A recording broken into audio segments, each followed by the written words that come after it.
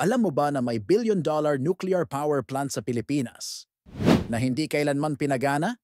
Taong 1976, panahon ni Ferdinand Marcos Sr. Dahil sa oil crisis noon, naisipan ng gobyerno na magtayo ng nuclear power plant para sa murang kuryente.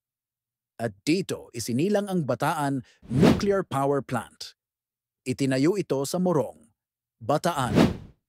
Halos 2.3 bilyong dolyar ang nagastos, isa sa pinakamahal na proyekto sa kasaysayan ng Pilipinas. Kaya noong 1984 natapos ito. Handang-handa ng gamitin.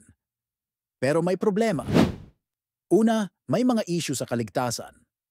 Matatagpuan ito malapit sa West Valley Fault at sa isang bulkan, ang Mount natin. At hindi pa tapos doon, lumabas din ang alegasyon ng korupsyon at overpricing. Pag-upo ni Cory Aquino noong 1986, agad itong isinara kahit hindi pa nagagamit. Ang resulta, walang na-generate na kuryente, pero binayaran pa rin natin ang utang sa loob ng ilang dekada.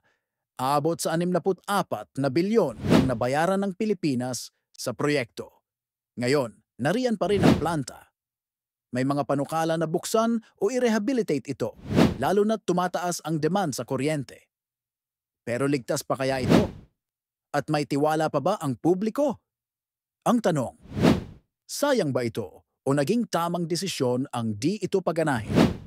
Isa lang ang sigurado, ang Bataan Nuclear Power Plant ay isang napakamahal na alaala ng mga desisyong di na mababalikan.